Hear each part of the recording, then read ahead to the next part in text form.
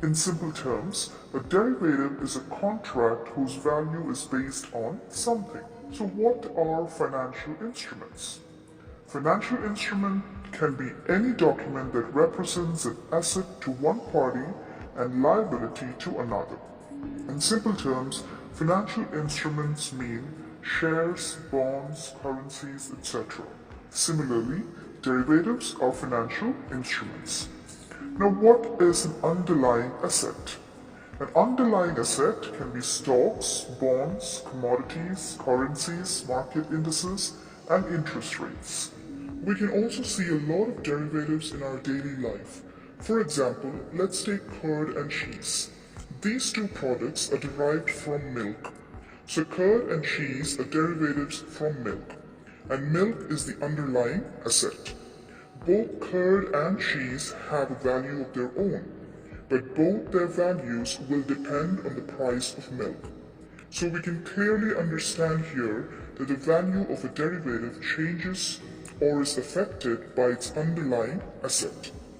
So when the price of milk increases, the price of curd, cheese, and other dairy products also increases.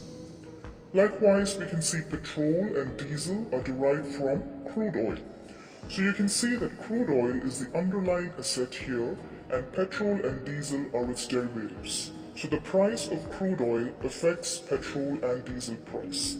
Now, if the underlying asset is a commodity like cotton, wheat, silver, gold, crude oil, we call it a commodity derivative. And when the underlying asset is a debt instrument, share, index, or currency, we call it financial derivative. So the point to understand here is that a change in the value of the underlying asset will bring about a change in the value of a derivative.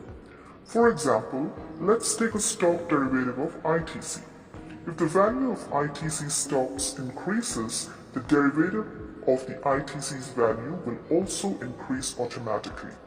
So the future of ITC's value will increase only when the stock of ITC increases, which means when the underlying value of the asset increases. So what are the different types of derivatives? There are 4 types of derivatives: forwards, futures, options, and swaps. So before we look into the 4 types, we need to understand the importance of derivatives.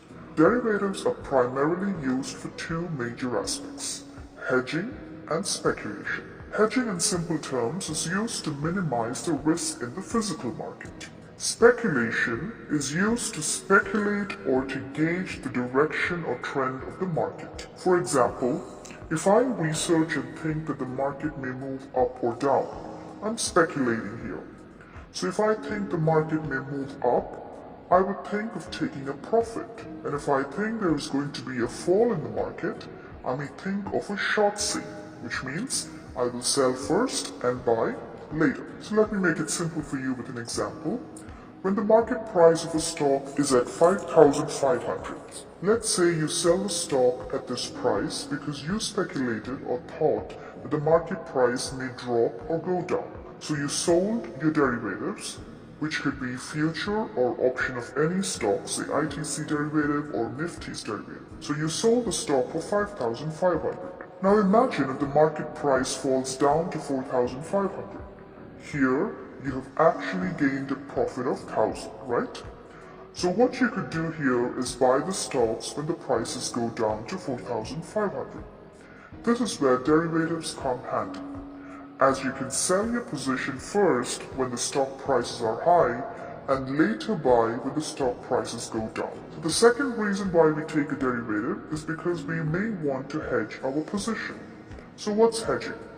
Hedging, as said before, is a risk management tool. So the difference between speculation and hedging: speculation is done to earn a profit, whereas hedging is done to reduce your losses or risks. Say for example, you have bought shares worth 50 lakhs. Now if the market keeps moving downwards or if the price of shares keep reducing, then the value of 50 lakh shares may drop drastically and say it comes down to 10 lakhs. So in order to reduce this kind of a loss, you use hedging. It's like an insurance policy. You enter into a derivative contract in order to hedge your position.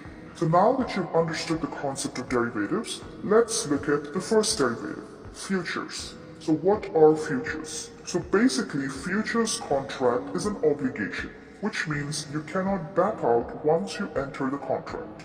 It's an obligation to both the parties, meaning the buyers and the sellers, for transaction of an asset like a commodity, stocks, currency, and so on. It also has a predetermined future date. Now these derivative scripts have an expiry date and price, and that is what we say predetermined future date. For example, if you type in a script in your trading platform, you will be able to see months next to the script. Say for example you type in Nifty. You see here Nifty June futures, Nifty July, Nifty August, right? So futures contracts have a maximum of 3-month trading cycle. Near month, next month, and the far month. So in this case, Nifty June is the first month and is called the near month. Nifty July is the second month and is referred to as the next month. And Nifty August is the third month and is called the far month. So after every month, the next month or the subsequent months will be called the near month, next month, and far month in order of the months. Now the expiry of futures is always on the last Thursday of the month. So for the current month June, the expiry was on the 25th of June, which is the last Thursday of this month. And if Thursday is a national holiday, the futures expires the previous day, which is Wednesday. Now remember, shares or stocks don't have an expiry period, but futures and options do have an expiry period.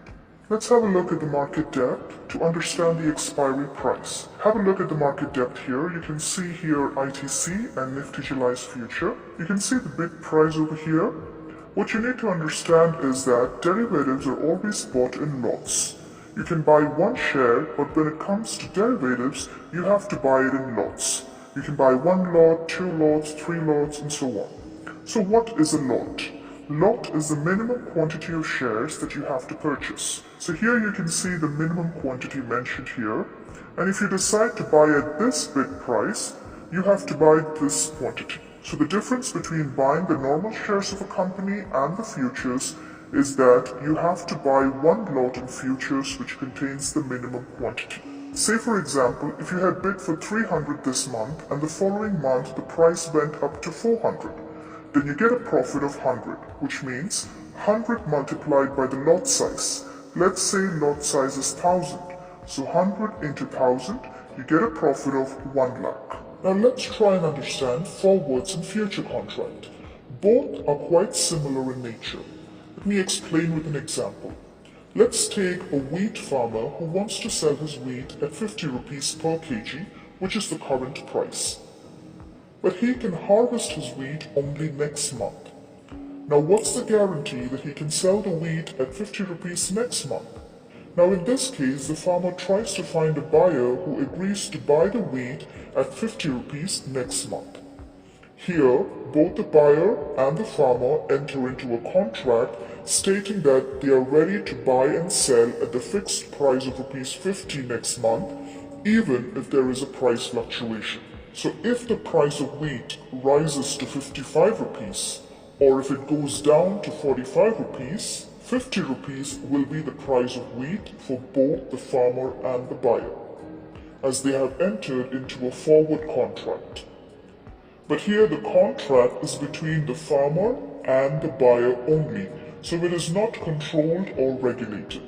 The price, date, and size are all decided by these two parties. So it's basically a customized contract. So forward contract is basically an over-the-counter or OTC derivative which are directly traded by two parties without any intermediary person. Now if the farmer wants to buy the wheat in a stock exchange or a derivative exchange, it is called future contract. In a future contract, there is a mediator, which is the stock exchange or the derivative exchange. Here your risk is managed as the exchange takes care of your risk, and the future contracts are transparent and regulated by SEBI. The price, date, and size are all decided by the exchange. So now that you've understood futures and forwards, let's try and understand options contract with the same example. Now imagine the price of wheat increases to say rupees 70. The farmer will be at a loss of rupees 20 per kg, right? As he had already entered into a forward contract with the trader before, which obligated him to sell the wheat at rupees 50, even if the price had a fluctuation, correct?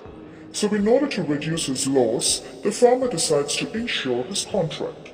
It's quite similar to an insurance that you take for your vehicle or like a health insurance. So what happens when you take an insurance? You have to pay a premium, right? And the insurance company takes care of the expenses incurred by you, right? Likewise, the farmer also has to pay a premium when he enters into an options contract. So say for example, he pays a premium of rupees 5. Now when the price of wheat goes up, the insurance company will pay him the extra money of rupees 20. Now even if the price goes to say rupees 100, the farmer will get the extra 50 for his wheat. But if the price of wheat goes down to say rupees 45, then the farmer will not get any extra amount from the insurance company.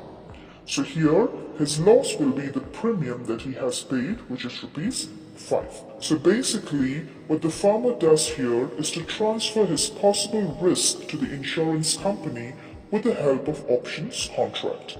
This is how options contract works in the derivative market. So I hope that you're now clear about derivatives, futures, forwards, and options. If you found this video useful, please do like, share, and subscribe.